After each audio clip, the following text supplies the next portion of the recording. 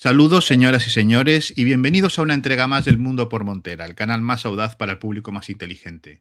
Hoy nos acompaña de nuevo nuestro querido amigo don Juan Antonio Aguilar, director del Instituto Español de Geopolítica, estudioso de política internacional, estrategia militar y todo ese tipo de cuestiones que, como digo siempre, llenan nuestros días con todo tipo de noticias y cuestiones que, en fin, nos vuelven locos a todos. Y suerte que tenemos a nuestro querido amigo Juan Antonio para desencriptar todos estos datos y poder ver qué hay detrás de ellos. Juan Antonio, ¿qué tal? Bienvenido. Muy buenas noches. Parece que hoy la tecnología nos deja, así Exacto. que a ver si podemos trabajar un poquillo.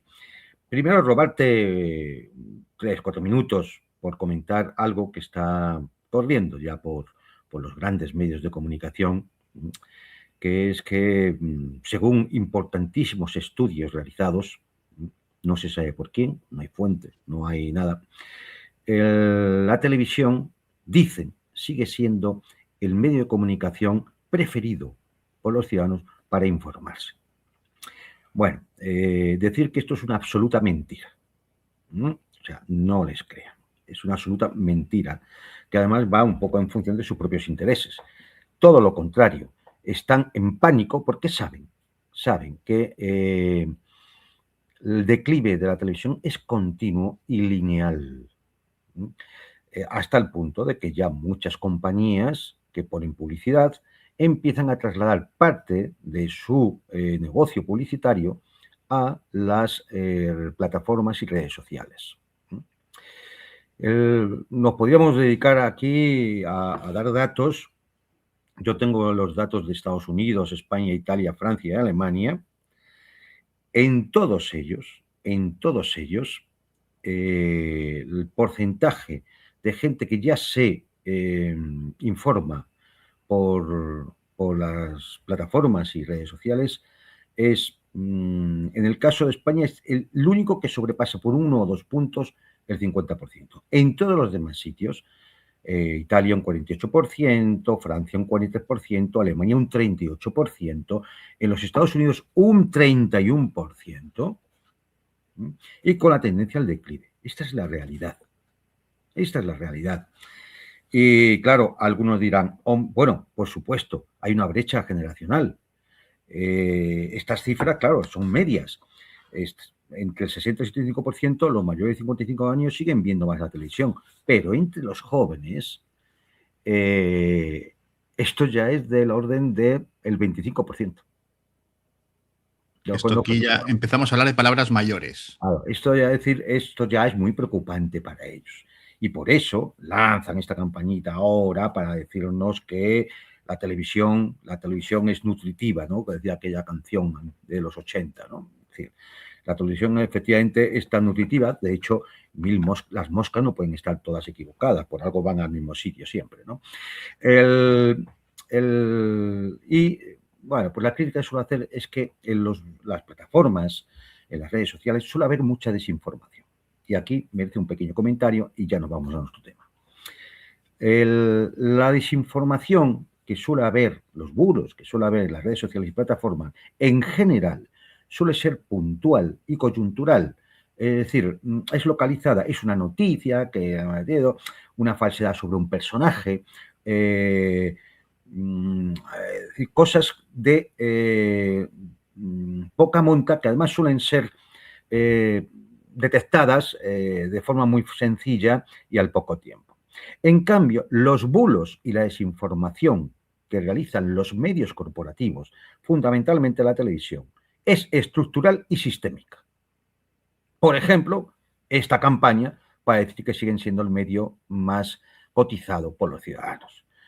No quiero referirme ya a aquel asunto de la pandemia, ni con lo que nos pincharon, ni las emergencias de todo tipo, la amenaza rusa, el clima, los extraterrestres y demás. Es decir, sus bulos, su desinformación es estructural y sistémica. Nada que ver con una noticia más o menos falsa o sensacionalista que pueda aparecer en un momento dado en una red social, en un canal de Telegram o en una plataforma como YouTube. Nada que ver. Es decir, lo de esta gente es mucho más profundo, es mucho más dañino ¿eh? Y bueno, nos indica claramente la naturaleza del propio sistema que soportamos, del propio sistema informativo y mediático que soportamos, ¿no? Simplemente era comentar esto porque, bueno, pues ya ha surgido por ahí. Creo que incluso Rubén Gisbert creo que ha hecho alguna comunicación hoy precisamente al respecto. Y bueno, pues andan eso, sacando pecho de que siguen siendo los grandes focos de la información, ¿no? Los grandes suministradores de información seria y responsable y demás. Bueno, un bulo del tamaño de un estadio de fútbol, ¿eh? Andan mosqueados y no les falta razón porque los medios de comunicación corporativos, las televisiones por descontado, ¿no? Porque es un medio de masas, es uno de los pilares que sostiene el sistema, uno de los pilares que sostiene el régimen, ¿no?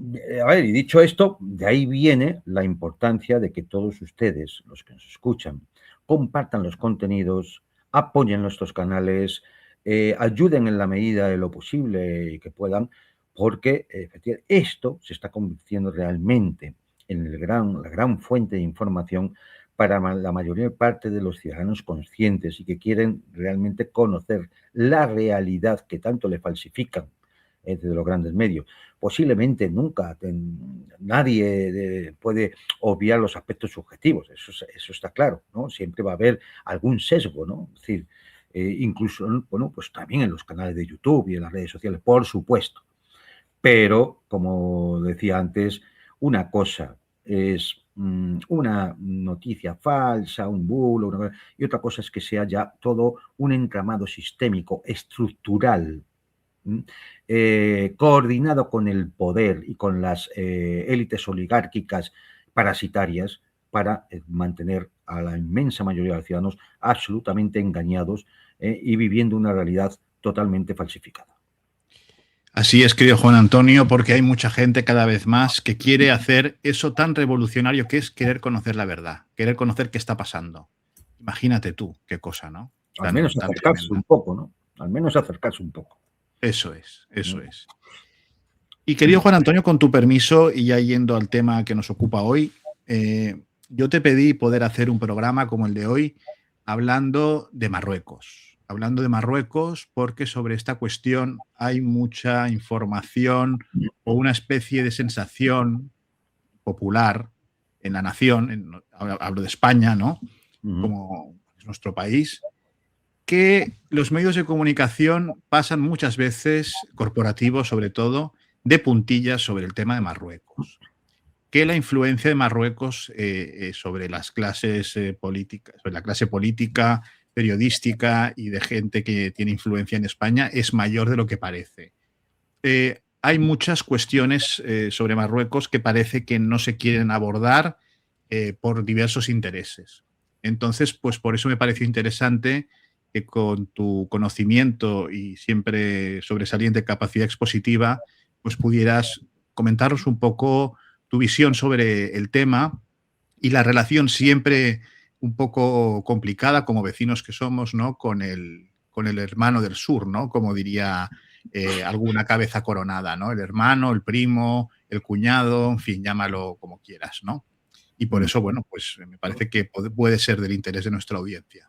Bueno, a decir, por empezar por algún sitio, hay que decir que, claro, todo el mundo parece que tiene la sensación de que tenemos un problema en el sur, un problema con Marruecos.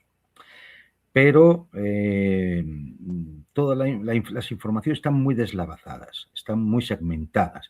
No, muy bien, no se sabe si el problema es político, si es un tema de seguridad, si es un tema policial, si es un tema de chantaje, si es un tema de que hay un expansionismo marroquí, si es un problema de peligro en un momento determinado de que pueda haber algún tipo de enfrentamiento bélico. Es decir, son muchas cosas, es lo que hace un poco complejo el tema y muy enmarañadas, con lo cual posiblemente muchos de los espectadores y de la gente con la cual puedan hablar tienen la sensación, muchas veces intuitiva, de que tenemos un problema, pero no sabemos muy bien, es decir, cómo interpretar y cómo analizar el problema, ¿no? Es decir, a ver, Y definirlo, ¿no? Quizá definirlo. ¿qué es lo que está pasando realmente, ¿no? Realmente hay tres planos donde pues, esto se puede analizar. Uno es un plano puramente político, económico, social, es decir, en el cual, bueno, pues podemos hablar de un panorama global, ¿no? De las cosas que ocurren. ¿Eh? Luego hay un plano por encima, que es un plano geopolítico, tanto regional como global, que interviene en la cuestión. Y subiendo todavía más arriba, hay un plano metapolítico, ¿no? Evidentemente este es el más difícil de captar por quien no esté acostumbrado a realizar algún tipo de análisis desde ese punto de vista, y luego le dedicaré muy brevemente un minuto, pues tampoco nos vamos a enfrascar en eso, pero vamos a ver un poco pues lo que es ese primer plano político-económico y ese plano geopolítico, ¿no? Entonces, ¿qué tenemos? Bueno, pues tenemos que Marruecos, que es un país que lo tenemos a 12 kilómetros en el estrecho. No está a una gran distancia. Tenemos una historia común de 44 años en el que Marruecos era un protectorado español y francés, y por lo tanto hay una presencia, es decir, una presencia española allí. De hecho, vamos a decir, las guerras que hubo con Marruecos en el siglo, con Marruecos no, en esa zona que ahora se llama Marruecos. Marruecos no existía, ¿no? En esa zona de Marruecos, bueno, pues en el siglo XIX, luego con los rifenios en los años 20 del siglo pasado, ¿no? Y podemos decir que es una especie de conflicto multidimensional porque afecta a muchas cosas, como vamos a ver, ¿eh? Decir también que hay una ideología subyacente ahora mismo en el Marruecos actual, que es una ideología expansionista, que pretende un gran Marruecos. Vale, es de carácter nacionalista, expansionista, y que tiene su cierta influencia, sobre todo en el partido Istiqlal, el marroquí, y también en el entorno del rey, del sultán. ¿Vale? Bueno, ¿cuál es el panorama global de este conflicto? Bueno, aquí tendríamos que hablar de toda una serie de circunstancias que crean ciclos de crisis y distensión.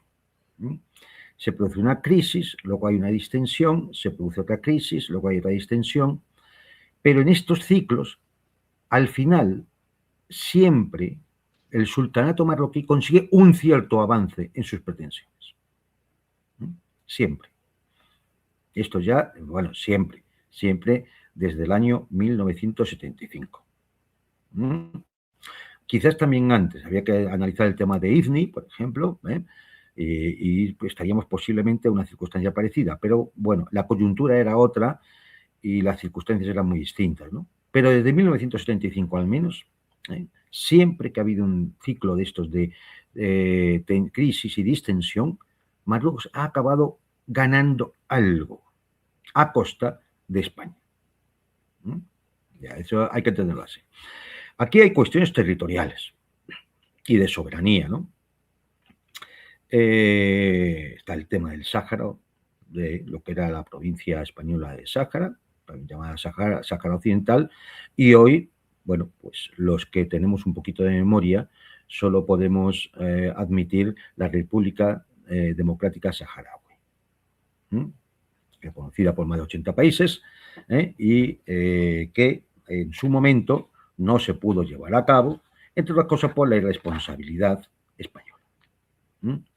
Cuando se produce aquella Marcha Verde, en 1975, cuando a las tropas españolas se decía no cederemos un milímetro de terreno, cuando a los saharauis se les prometía vais a ser libres y vais a poder tener vuestra independencia y construir vuestro Estado, cuando todo eso se hacía, aquí había un personaje llamado Juan Carlos de Borbón que planificó toda una traición vergonzosa al pueblo saharaui. Yo te rogaría, querido Juan Antonio, para poner un poco en antecedentes, esta traición de don Juan Carlos fue contraria a las órdenes que había recibido de un Franco moribundo, ¿verdad? Ahí se dan dos circunstancias, porque evidentemente había unas sentencias de los tribunales de justicia internacionales dándole la razón a los saharauis. Naciones Unidas le encarga a España que ese territorio está sujeto a descolonización, lo cual podía ser más o menos discutible, pero es así. Naciones Unidas le encarga a España que inicie un proceso de descolonización, ¿vale? Ese proceso debía acabar con la salida de España y la construcción de un Estado saharaui. Cuando esto se produce, entonces el Reino de Marruecos organiza una invasión que tiene dos partes. En la parte más costera sería una marcha de 350.000 marroquíes, entre ellos muchos militares de paisano, que irían hacia el territorio del Sáhara con sus banderas marroquíes y norteamericanas. Esto norteamericanas. Lo digo a título de anécdota para que cada uno sepa muy bien dónde tiene a los aliados. Sí, sí. Y por el lado más interior del territorio, lo que había una infiltración de militares marroquíes. Es decir, asistimos a una auténtica invasión. Cuando esto se analiza yo creo que debió ser el último Consejo de Ministros presidido por el general Franco. Después se hace un apartado en el cual Franco llama a Arias Navarro y le dice que vamos a la guerra para defender el Sáhara. Esto creo que Victoria Prego, en su historia de la transición, lo saca. Lo saca y además hay testimonios del equipo, de lo que se llamó en aquella época el equipo médico habitual que atendía al general Franco, en el que los médicos habían pedido a los ministros que no le dieran que hablaran de cosas ligeras, ¿no? Pero él se empeñó en que le hablaran de las cosas, pues, tal y como eran. Exactamente. Y se ve que le causó una gran perturbación, ¿no? El enterarse de este asunto. Exactamente. Quien hablaba con él era su médico más cercano, familiar, no los doctores que llevan directamente la salud del general, sino Cristóbal Martínez Bordiú. Sí, sí. Que en la cama del hospital le dice claramente que comunique con el gobierno porque hay que empezar a plantear, hacer frente a Marruecos ante esta agresión que ya se veía venir, ¿no?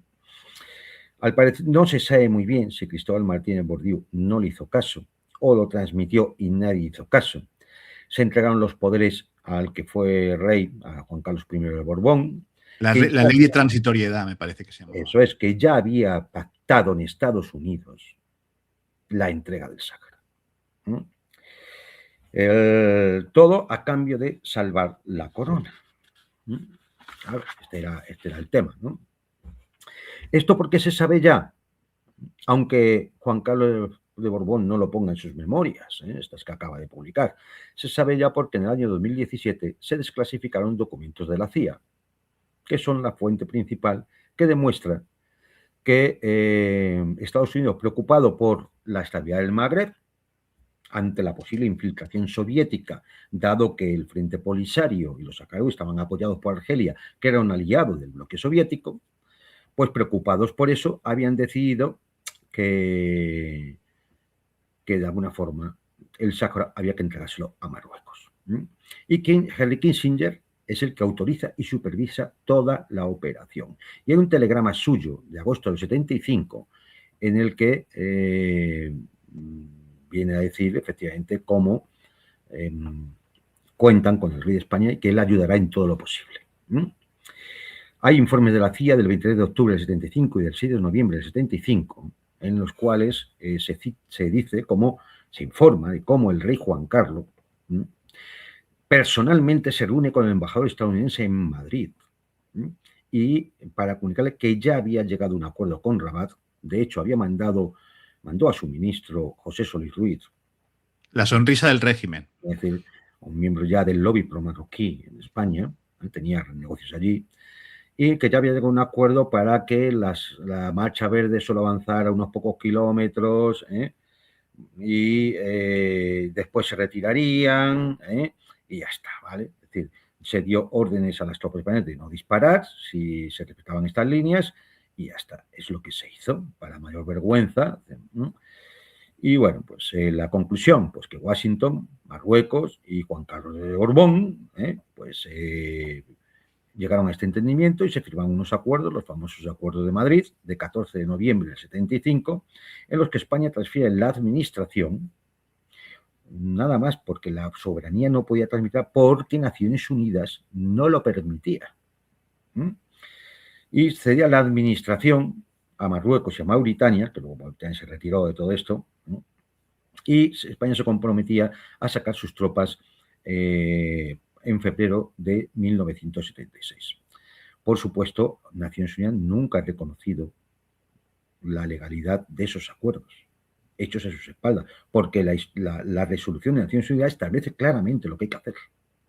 Y la responsabilidad de España como potencia administradora, y que no podía ceder la administración a nadie porque eso no era legal, conforme al propio derecho internacional establecido por Naciones Unidas. Esto es así, es decir, en breve, ¿no? ¿Qué ocurrió cuando salieron las tropas españolas? Pues que los marroquíes organizaron un genocidio contra la población saharaui que se tuvo que alzar en armas y, bueno, pues una guerra que duró creo que hasta el año 91, espérate, no quiero equivocarme, pero por aquí tenía la fecha exacta, pero bueno, es decir, hasta los años 90, donde se llegó a un alto el fuego y que es en la fase en la que se está ahora, con el 85% del territorio del Sáhara ocupado por Marruecos y un 15% ocupado por los saharauis. Es decir, después de no sé en qué libro, me disculpará la audiencia, me parece que eran las memorias de Utrera Molina o de uno de estos que estuvo en la época que fue ministro de Franco, que cuando los procuradores en Cortes que representaban al Sáhara español en aquella época se enteraron que Franco había pasado al príncipe de España el poder, dijo, estamos perdidos. Claro, pues era evidente. Porque ya sabían que... que... un personaje como era Colón de Carvajal, enviado del rey, que era el que negociaba en Washington, sobre Luis Ruiz negociaba en Rabat, mientras él iba a arengar a las tropas españolas para decirles que allí vamos a resistir hasta el último hombre. O sea, un episodio absolutamente vergonzoso. Vergonzoso. Es decir, este fue el inicio de la monarquía, bueno, que disfrutamos en estos momentos. Un episodio vergonzoso. El caso es que, bueno, de aquella crisis hubo una distensión, pero ya Marruecos se quedó con el Sáhara. No, como he dicho antes. Que no es poco. Que no es poco, porque hay que recordar que, bueno, es decir, entonces solamente se hablaba de los fosfatos de fosbucrá, que era la mayor fuente de fosfatos mundial. Hoy ya se puede hablar de muchas más cosas, que hablaremos. El caso es que, bueno, estas cuestiones territoriales, decíamos, y de soberanía, el Sáhara.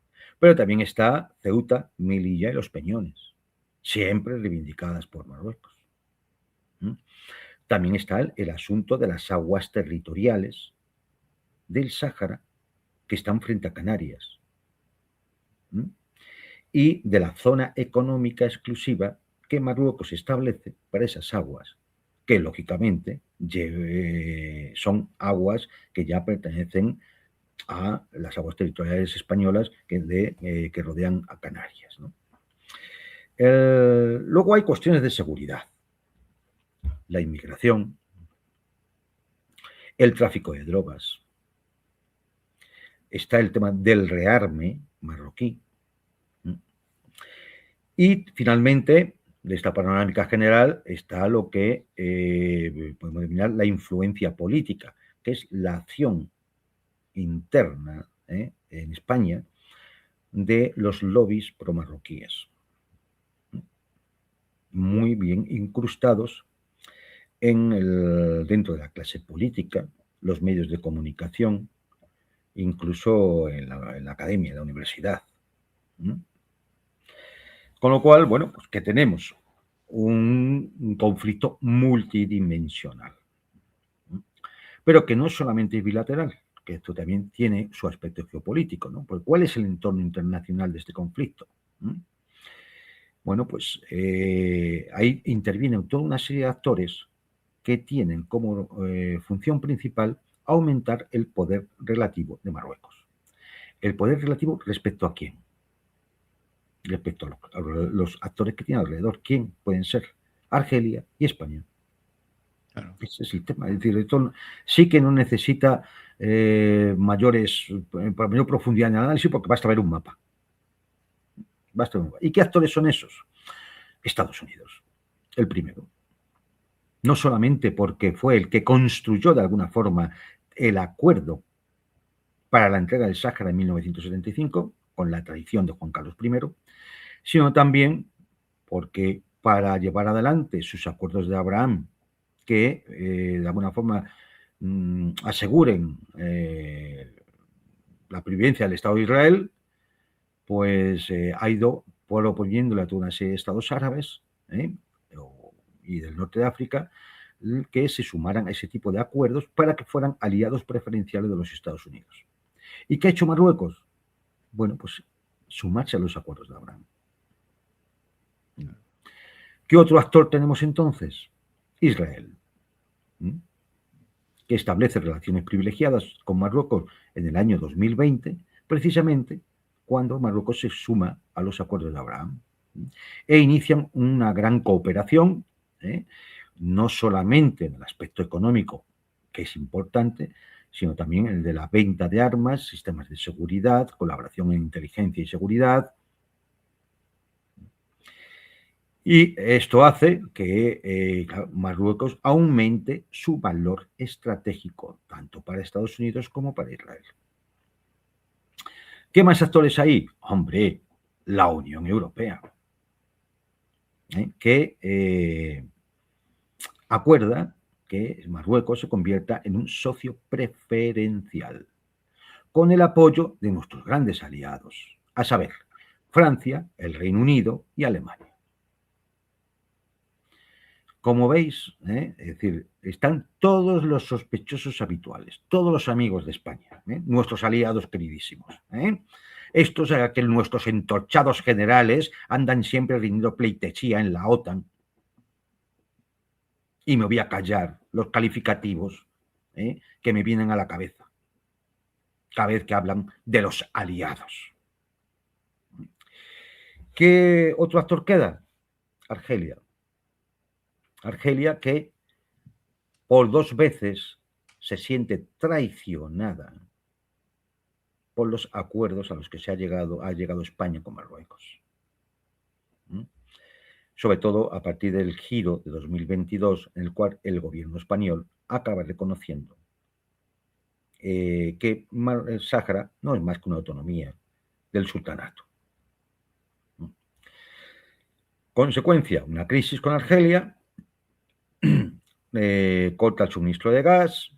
Hay que recordar que el gas argelino representa el 30% del gas que llega a España. Gas que tiene que ser sustituido por otro tipo de importaciones a otros países, fundamentalmente a Estados Unidos, 40% más caro, o a Rusia incumpliendo esas famosas sanciones. Del tema de Argelia podemos decir alguna cosita más, porque yo creo que hay datos que merece la pena que la gente conozca, ¿no? Porque son muy significativos. Por ejemplo, hasta el reconocimiento de esa especie de autonomía, ¿no? Por parte de España. ¿Cómo eran las relaciones con Argelia que teníamos? Hombre, pues fíjate, se establecieron dos gasoductos, perdón. Es decir, España se podía haber convertido en el hub de suministro de gas a Europa, del gas argelino a Europa, gracias a los acuerdos con Argelia. Claro, después de la gran traición, Argelia giró y dice, pues el gasoducto voy a hacer un nuevo gasoducto con Italia y que sea Italia la que se lleve las ganancias. Magnífico, ¿eh? O sea, una metida de pata en toda regla, vamos, por ser fino.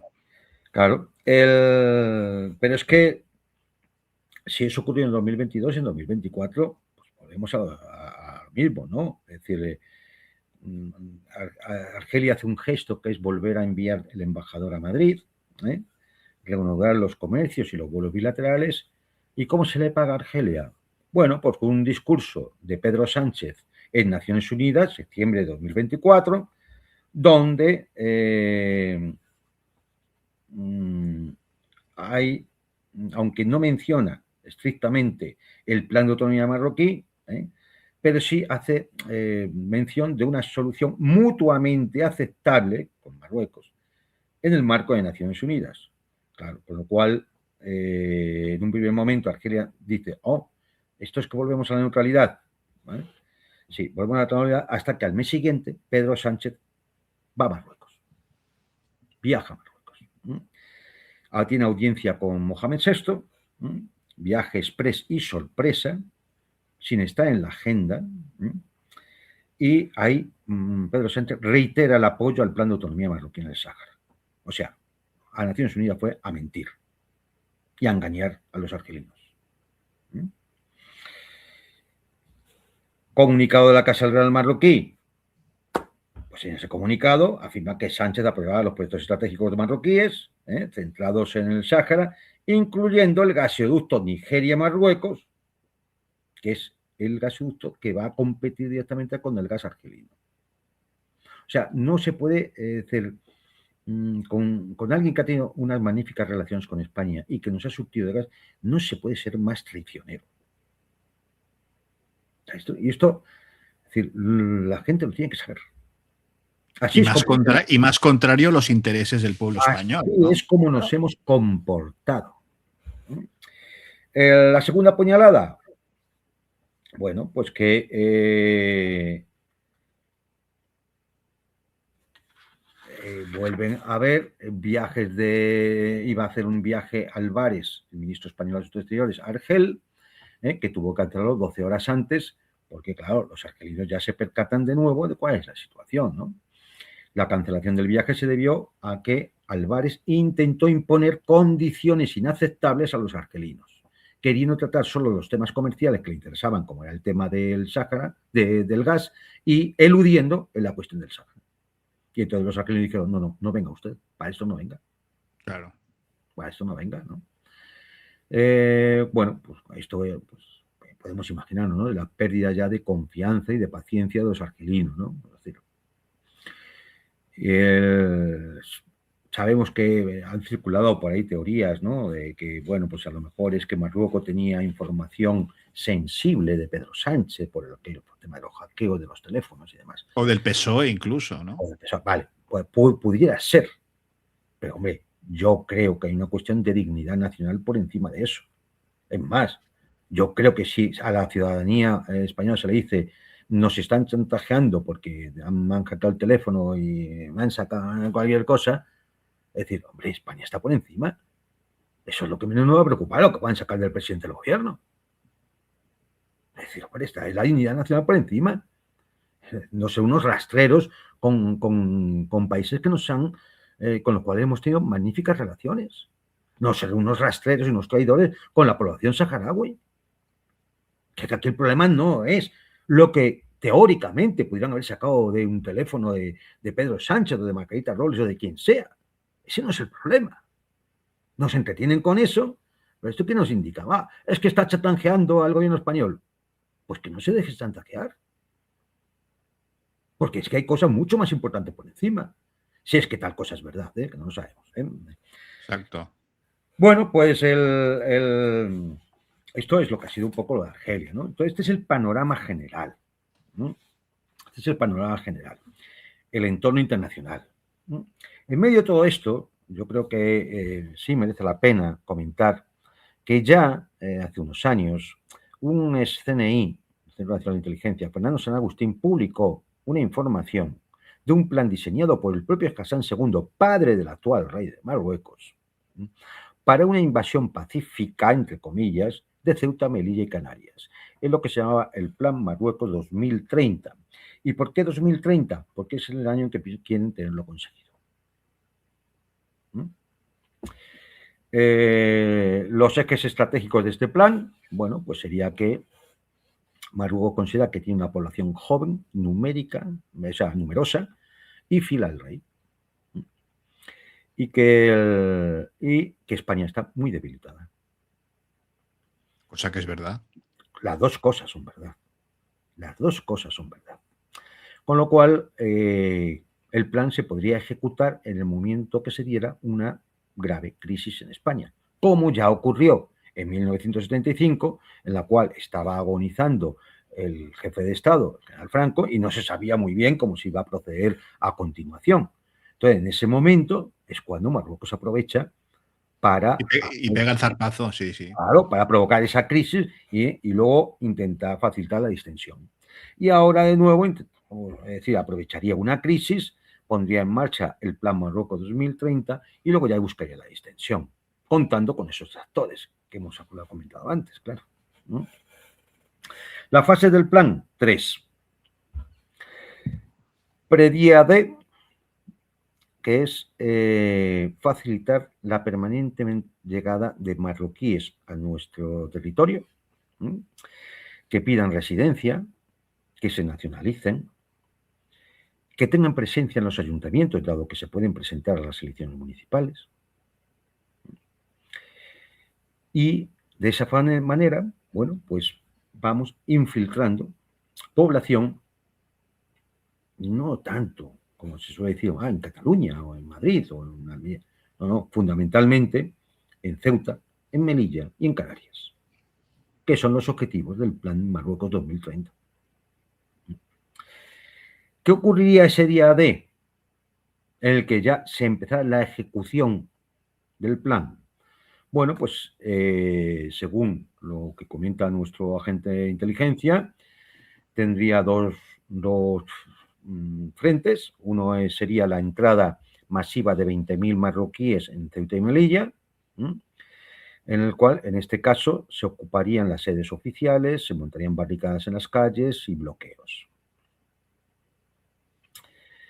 Y simultáneamente, desde las costas de Tafalla y Bojador, se haría un desembarco masivo, también de civiles marroquíes, en Canarias.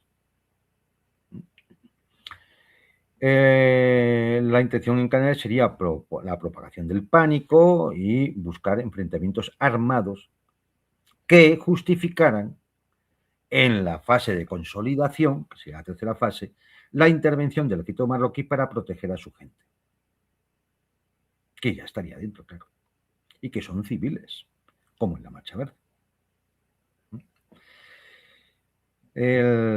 Pues, claro, lógicamente, en esta situación de crisis, ¿qué podríamos esperar?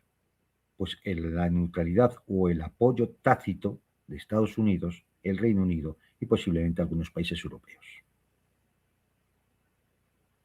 De que ya sabemos cuál iba a ser la monserga, ¿no? Hay que evitar la escalada, hay que proteger a la población civil, no deben darse episodios de violencia contra civiles que han venido, aunque sea ilegal su llegada y todo, y entonces se buscaría un acuerdo, entraríamos en la fase de distensión, pero ya con el territorio de Ceuta, Melilla y Canarias ocupado. Este sería el plan, ¿no? Y uno puede pensar, vale, este plan puede sonar un poco fantasioso, ¿no?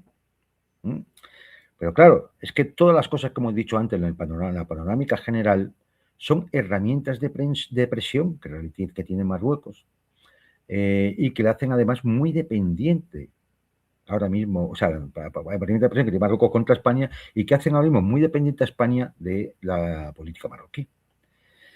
Y esas herramientas de presión ya se están utilizando. Y, oye, mira, voy a citar 8 que todo el mundo entenderá. Y que lo hemos visto. Crisis de Ceuta en 2021. Asalto de 10.000 personas. Lo recordamos, ¿verdad? Sí, sí. Pues no te creas que es mucho más lo que está en el Plan Marruecos. Y aquello fue exitoso. Porque se metieron, Se metieron. ¿Qué pudo hacer la Guardia Civil, la Fuerza de Seguridad del Estado? Aquella tanqueta que metieron en la playa y tal, sí. Nada. información, nada. La acción de lobbies ya se produce, ya están aquí, en los medios de comunicación, en la política. Desde julio de 2024, Marruecos presiona la economía de Ceuta y Melilla con el cierre de aduanas, que abre o no de forma unilateral cuando da la gana, provocando problemas económicos en las ciudades autónomas y estableciendo, bueno, pues un cierre, realmente un bloqueo. La demografía.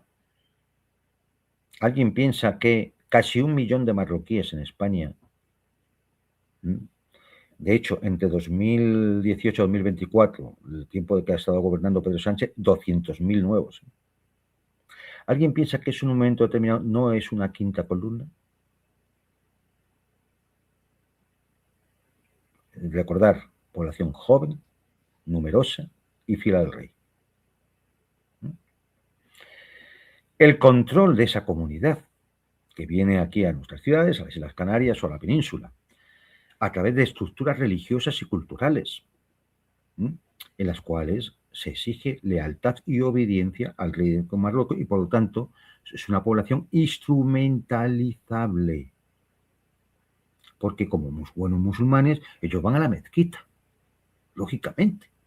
Claro. Y además, pues tendrán una tendencia natural a verse entre ellos y a compartir fiestas y a compartir fiestas religiosas, me refiero, y a compartir cultura. Normal. Luego, si Marruecos controla buena parte de esas estructuras religiosas y culturales, está influyendo sobre esa población que viene, que la puede convertir perfectamente en un instrumento de quinta columna dentro del territorio español. Ejercicios militares. Bueno, es decir, entre marzo y junio de 2024, varios meses de maniobras militares, ¿dónde? En las aguas del Sáhara. En las aguas del Sáhara, que teóricamente no es soberanía marroquí. Teóricamente. Lógicamente las tienen ocupadas, claro. A 125 kilómetros de Canarias. Y a partir de ahí ha reivindicado esas aguas como zona económica exclusiva para Marruecos. Esto ya está también. El rearme. Hombre, Estados Unidos, Israel y Francia han dado todos los sistemas de armas necesarios para que Marruecos logre alterar el equilibrio militar en el estrecho. No voy a entretenerme ahora en decir todos los sistemas de armas que se han minado, desde drones de alta tecnología, sistemas de guerra electrónica, aviones F-18 avanzados. Hay solicitud ya de una compra de 35 F-35 norteamericanos. En unos territorios que Ceuta y Melilla no están bajo cobertura de la OTAN y Canarias es dudoso. Muy dudoso. Entonces, ustedes me dirán para qué nos sirve la OTAN, ¿verdad? Bueno, claro, esa es otra. Claro. Y luego, claro, es decir, ante todo este tipo de presiones, un cambio de la postura española con respecto al Sáhara, reconociendo la posición marroquí, ya hemos hablado, y rompiendo un consenso histórico en España desde el año 75, que además nos ha llevado a una grave crisis con Argelia. Es decir, todo esto ya se está dando. Noticia de las últimas 72 horas. Nos enteramos que en los puertos canarios ha entrado ya una empresa marroquí a gestionarlos. O sea, es decir, ¿qué más pruebas se necesitan para saber que el plan Marruecos 2030, en el formato que lo exponía Fernando San Agustín o en un formato modificado, adaptado a las nuevas circunstancias, no se van a llevar a cabo? Que alguien me lo explique. El otro día, querido Juan Antonio, pude ver una entrevista y que me pareció muy interesante en el canal del Coronel, el canal del Coronel Baños, a Jorge Bestringe, sobre un libro que ha escrito recientemente. Y bueno, Jorge Bestringe nació en Marruecos, ¿no? En lo que hoy es Marruecos. Y cuando hablaron de muchos temas, te puedes imaginar, política española. La vi. Y cuando habló del tema de Marruecos, me pareció que no le dio ninguna importancia. Dijo que esas Efectivamente. ideas de que Marruecos podía invadir Ceuta y Melilla, que era una gilipollez pensar en eso. O sea, que eso no iba a pasar nunca y que eso Sí. nada y tal. No, Me lo que llamó la pasa atención. Me no llamó es la atención.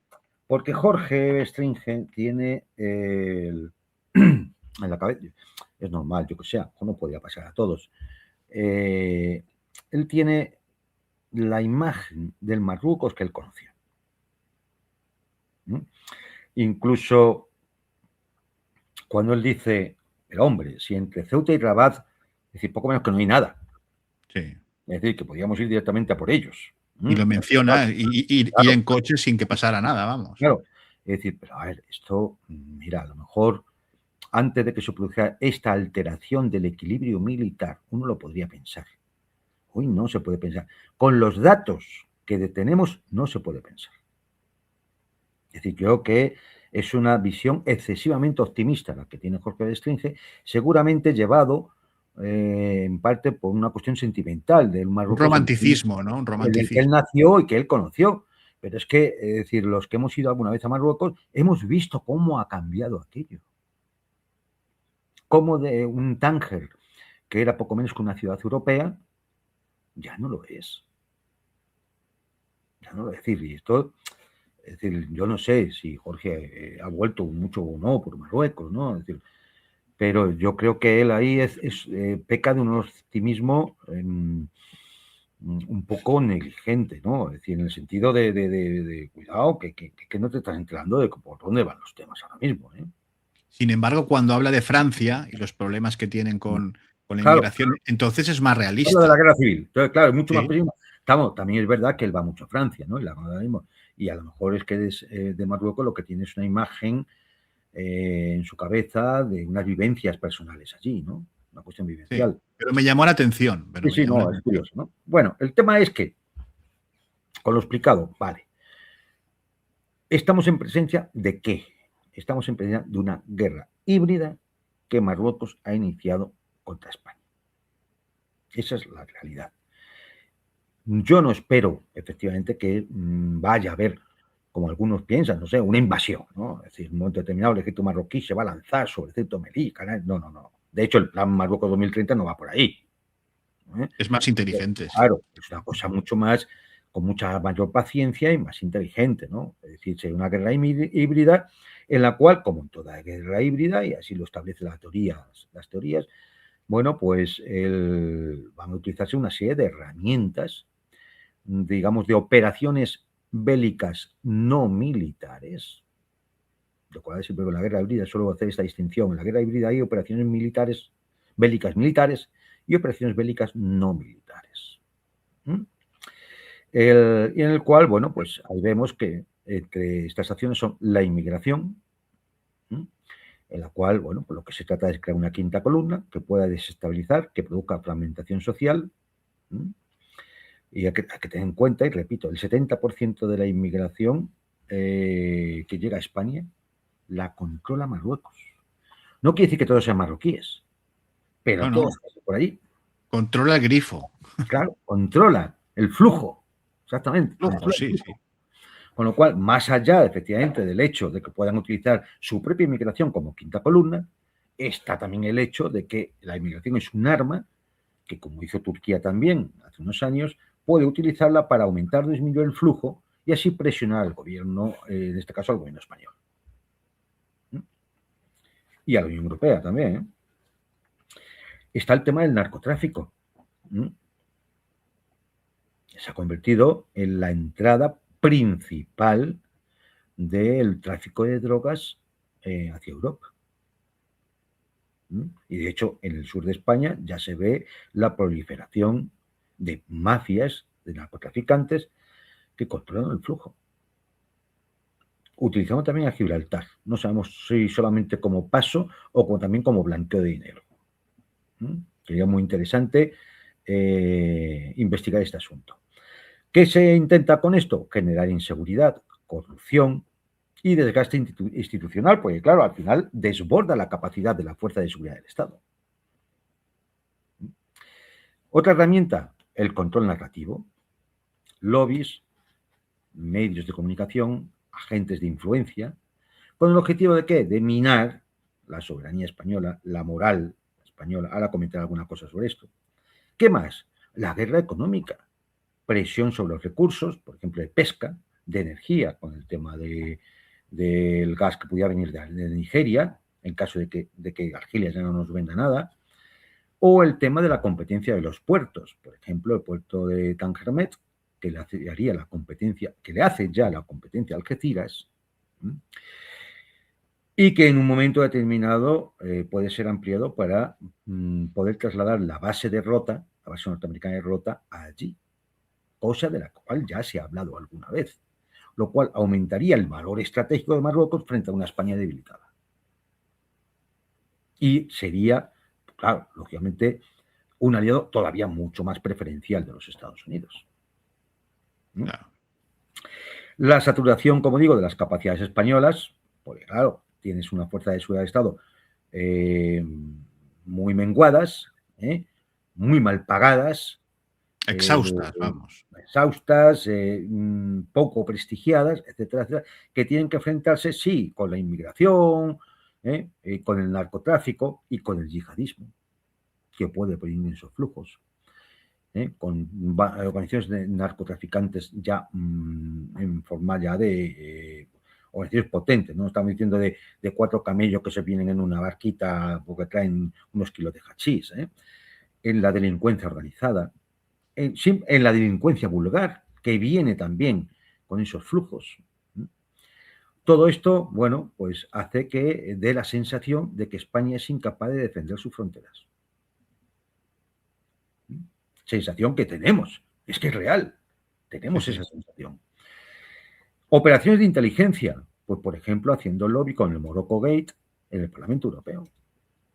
Esto también lo hemos vivido. ¿Para qué? Para que la Unión Europea vote resoluciones favorables a la agricultura marroquí, por ejemplo, que perjudican a la agricultura española, donde unos productos marroquíes que no cumplen con las directrices europeas entran fácilmente como socio preferencial en Europa, perjudicando a unos agricultores como los españoles que sí que tienen que cumplir todas las directivas europeas, sanitarias, etcétera. Otro tema de operaciones de inteligencia, hombre, el hackeo, gracias a la tecnología israelí, de más de 200 móviles de funcionarios, ministros y altos cargos del Estado español. Entre ellos, el presidente del gobierno o la ministra de Defensa. Es decir, a mí me hace mucha gracia cuando la derechuza en sus estupideces anda todo el día con el asunto de Pegasus y lo que estaría en el teléfono de Pedro Sánchez. No. Si aquí lo grave, no lo que estuviera en el teléfono de Pedro Sánchez, aquí lo grave es que un Estado extranjero, apoyado por lo que se dicen aliados nuestros, sí, ha hackeado el teléfono del presidente del gobierno y de la ministra de Defensa. Eso es lo grave. Para que luego haya politicachos y gentuza que vaya a hacerle allí las reverencias al sultán y a toda la caterva que tiene allí reunida. De narcos y de otras cosas que no son narcos. Eso es lo grave. Lo otro, lo que tuviera dentro, bueno, pues si alguien viene sale y el señor Sánchez se tiene que ir, pues que se vaya. Pero lo grave es eso, que una potencia extranjera te haga esto. Apoyado por nuestros amigos, claro. Sus hermanos. Y consecuencia de eso, ninguna. No. Ninguna. ¿La oposición ha puesto el grito en el cielo por eso? No. Va dando pábulo a lo que pudiera haber hipotéticamente dentro de esos teléfonos. Pero nada respecto a que una potencia extranjera apoyada por los aliados haya hecho ese acto de espionaje. Es una operación de inteligencia. Lógicamente con tecnología israelí. ¡Oh, por Dios! Los amigos. Vea.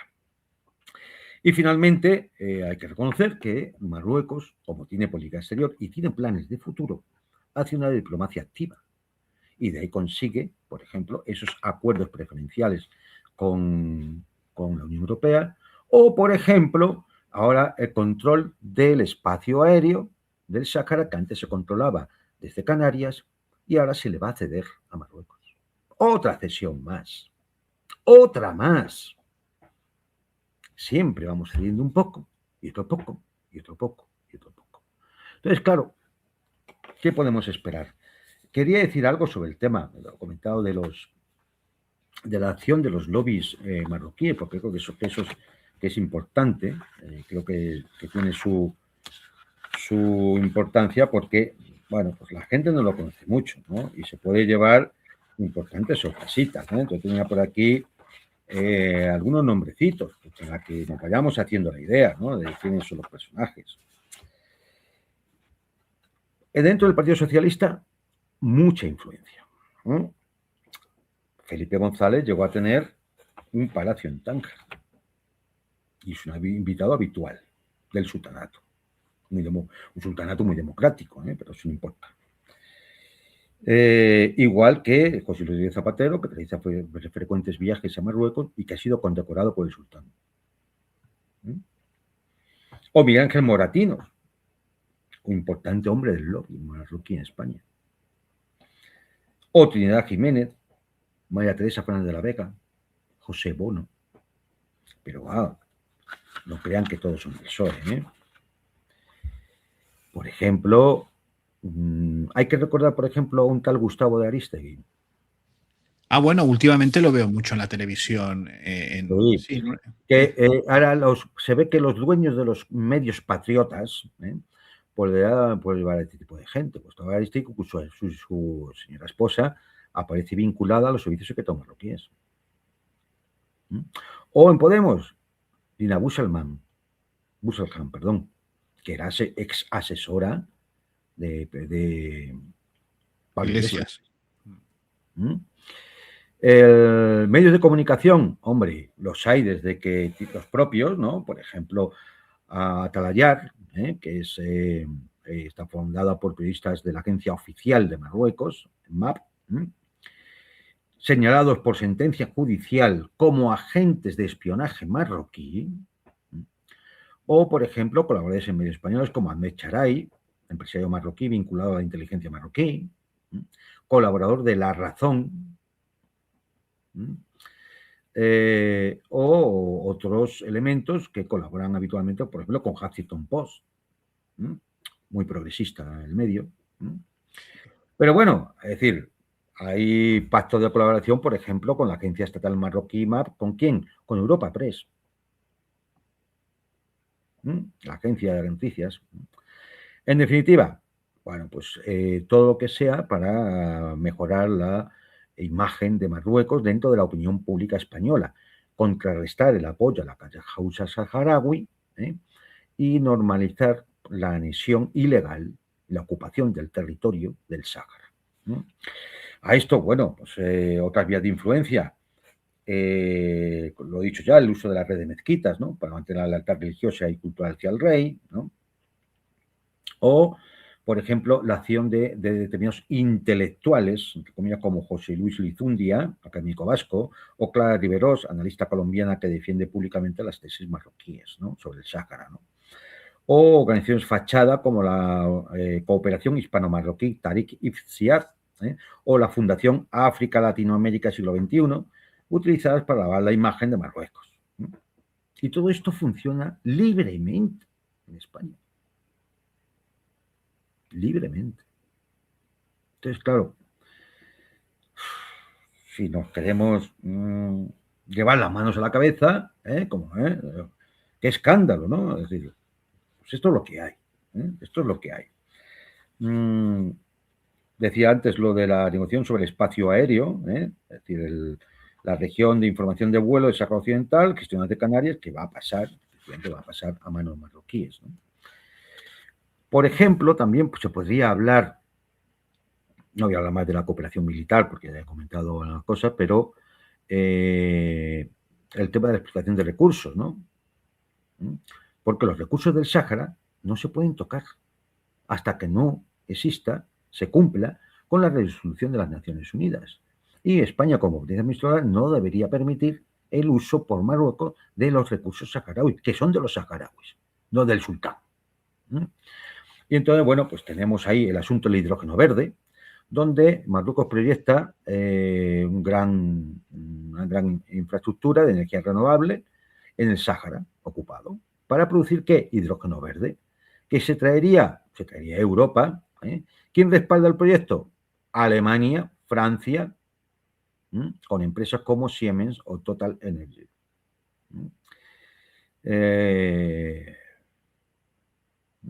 Alguien incluso ha estado comentando, porque sabéis que hubo unas recientes protestas en Marruecos por la llamada generación Z, que, bueno, pues eran protestas por el desempleo, la corrupción, la precariedad de los servicios públicos. Bueno, a ver, un análisis de esas protestas nos viene a decir a día de hoy, porque ya lo conocemos, que se han apagado completamente, es: no hay líderes visibles, no hay estructura formal, no buscan derrocar la monarquía, y en el fondo lo que buscan es la abdicación del actual rey de Marruecos por el hijo, que parece que es alguien que va a necesitar legitimar su reinado, que es más alocado, que es que el padre, que además tiene una salud bastante precaria, y que a lo mejor es el personaje ideal para llevar adelante precisamente el plan Marruecos 2030, del que hemos estado hablando.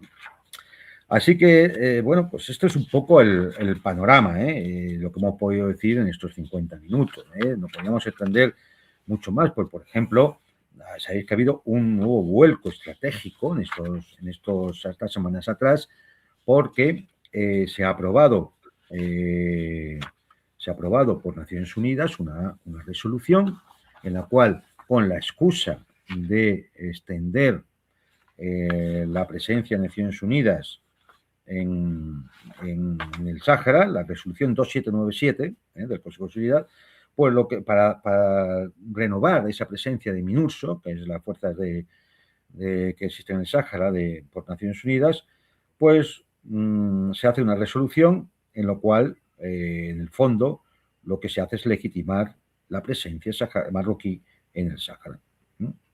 Marruecos lo ha interpretado esto ya como un cierre del ciclo del año del 91, que cuando se estableció la paz entre el Frente Polisario y Marruecos, y bueno, pues un aval para protestar su soberanía definitiva sobre el Sáhara.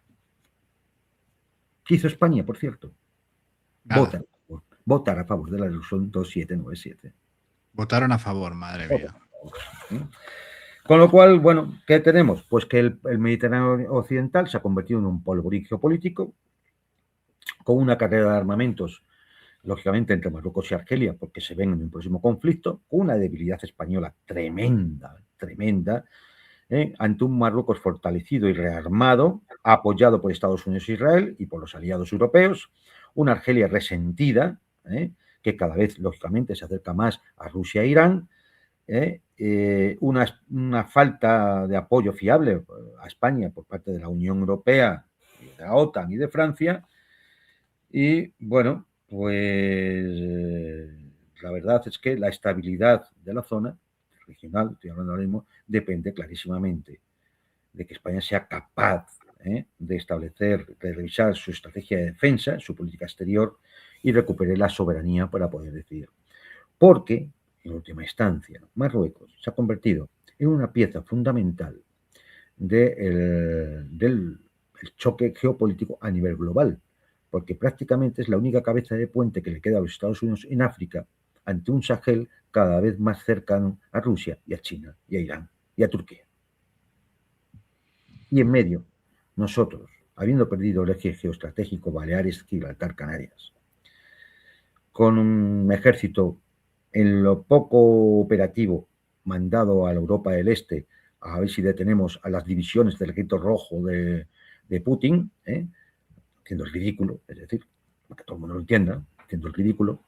Bueno, pues esto es lo que tenemos, ¿no? Así que en estos momentos, tal como está la situación, no se augura nada bueno. Lamento no tener el optimismo de Jorge Bestringe, pero no se augura nada nuevo. Ojalá, como en tantas otras cosas, nos equivocáramos, ¿no? Pero si no es así, tenemos un gravísimo problema. Pues, ¿qué te puedo decir, Juan Antonio? Yo creo que los hechos que nos has expuesto son lo suficientemente elocuentes como para que todos nuestros espectadores se hagan saquen sus conclusiones. Solo me quedaría un minuto, Manuel, si me Sí, permites, que dije, por supuesto. del tercer plano, el de la metapolítica, no vamos a Exacto. tener ello, pero sí decir algo que, bueno, pues afecta a a nuestra memoria histórica, a los arquetipos que nos definen como España, y es que hemos sido siempre una frontera civilizatoria.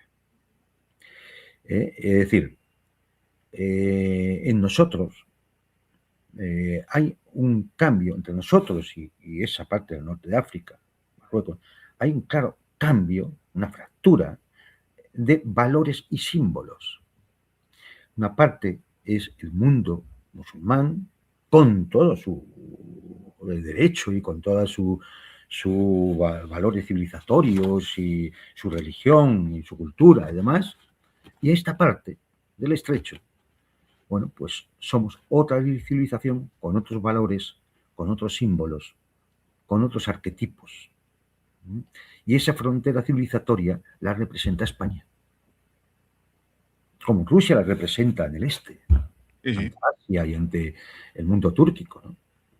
Bueno, pues aquí la representa España. Y eso ya es una cuestión puramente metapolítica, va mucho más allá de la simple diferencia que puede haber por una cuestión de gobierno, ideológicas o O de un circunstanciales, peñasco, o de un económicas, peñasco. es decir, va mucho más allá exactamente de que si hay que entregarle el espacio aéreo, ¿no? El control del espacio aéreo a Marruecos o no. Es decir, todo lo demás son realmente planos que están por debajo, pero que nos indican realmente cuál es el problema de arriba, que es un problema claramente metapolítico, porque el estrecho todavía, no sabemos por cuánto tiempo, sigue siendo una frontera civilizacional.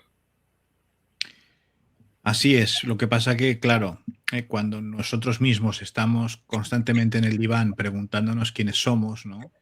Pues eso afecta también Claro, al resto de cosas, ¿no? no, claro, aquí hay un problema conceptual, Totalmente, claro, totalmente. cosa que no tiene Marruecos, ¿eh?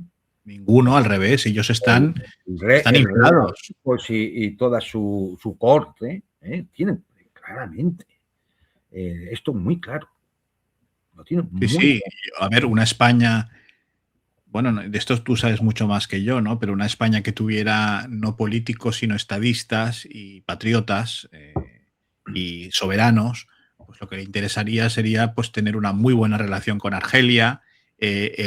Si Marruecos sigue en este plan, pues intentar de alguna manera fomentar sus antagonismos Hombre, internos, que también los tiene.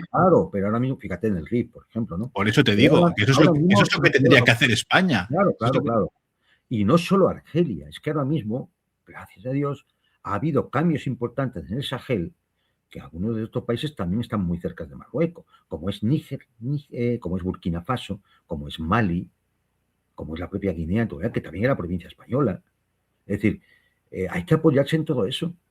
claro, pero Desde por luego, eso lo que que no nos podemos apoyar es a unos países que nos dicen, nos cuentan todos los días lo de los bulos, que son aliados y que estamos en la OTAN y la Unión Europea y todo esto, y en el fondo son gente que no les puede dar la espalda porque te van a pegar una puñalada que te van trapera, a, que te ¿eh? van a rajar, te van a Vamos, rajar. no te dices nada, pero bueno, Pero aquí querido Juan Antonio, en una miniserie o en un mini documental que vino no hace mucho en Movistar o uno de estos que hablan de los días del tema de Perejil, ¿no? De la cuestión de Perejil, sale José María Aznar, que era presidente de gobierno, y él mismo, que no es ejemplo de nada, explica cómo Jacques Chirac, que era presidente de Francia en aquel momento, le dijo que entregara Ceuta y Melilla. sí, sí, sí. Él Sí, mismo lo cuenta, es decir, para que nuestra audiencia, y lo pueden ver en este documental, que sale José María Aznar explicando que Francia le dijo el presidente que entregara Ceuta y Melilla, que eran un lastre para España, que lo claro. entregara a Marruecos, que es igual. Claro, y en la propia transición hay que recordar también, y esto hay conocidos ministros que en su memoria lo ha explicado al detalle, cómo desde Washington se le dijo a España que o entrábamos en la OTAN o perdíamos Canarias. Sí, sí. Así como se la gastan nuestros aliados. Así que nada, ¿eh? Esto lo contó también, lo cuenta Jorge Bestringe en el canal del Coronel en la entrevista, cuando Felipe González, la OTAN, un americano le dice, no, tú vas a entrar en la OTAN. Sí. Punto. Cuando era aquello de OTAN de entrada, ¿no? Y todo Sí. aquello. Dice, y luego ya te recompensaremos. Y Javier Solana acabó siendo secretario general de la OTAN, ¿no? Ahí está. En fin, querido Juan Antonio. El aviso yo creo que está dado. Todo el mundo tiene que saber cuál es la situación real. No se trata de ser catastrofista, es decir, hay datos objetivos que hemos comentado que ya están ocurriendo. O sea, es que ya están ocurriendo, por lo tanto no lo podemos negar. La resolución que pueda tener eso, no lo sabemos, no tenemos la bola de cristal, pero pinta mal. No. Pinta mal. Pinta mal, sí. Pinta mal por nuestra propia debilidad. Y porque aquí hay mucho imbécil, perdonad que lo diga, y lo siento si alguien se ofende, aquí hay mucho imbécil que sigue considerando que los Estados Unidos, el Reino Unido, Francia, siguen siendo nuestros aliados. Y que nos van a ayudar, sí. Y que bueno, pues nada, sigan ustedes metiendo palabras inglesas en sus conversaciones, haciendo el gilipollas y poniéndose aquí una banderita de los aliados. Sigan ustedes haciendo el imbécil. Españolito que vienes al mundo. Te guarde Dios, porque una de las dos Españas ha del arte el corazón. Querido Juan Antonio, muchísimas gracias, como siempre te digo, por tu capacidad expositiva y, como siempre, por ilustrarnos sobre todas estas cuestiones. Yo creo que todos los españoles que nos van a ver pues lo van a agradecer, porque como mínimo, señoras y señores, todo esto que hemos hablado, ustedes piensen, reflexionen y saquen sus conclusiones, ¿no? Sí, no, a ver, es decir, de verdad, todo lo que hemos hablado daría para mucho más tiempo, Es decir, yo tengo, un taco apuntes de cosas, es decir, daría para entrar más a fondo, pero es que si hacemos 5 horas de esto, no se aguanta. Yo lo entiendo perfectamente, con lo cual aquí el tema es intentar dar una panorámica donde se puedan ver todas las aristas que tiene la cuestión, que son muchas y que día a día las vemos, porque ocurre una cosa o ocurre otra, o nos informa de tal negociación, o de tal acuerdo, o tal cosa, pero claro, no vemos, no nos explica, no nos exponen el escenario completo. Nos hablan de un mueble que está en una esquina del escenario, de una luz que si ya nos ha entendido, pero lo que es el escenario completo no te lo exponen. Y claro, lo terrible es cuando ves todo el escenario al completo. Claro, y te das cuenta en el lío en el que estamos metidos o en el que nos podemos ver metidos, pero esto no creemos que es para mucho tiempo. No.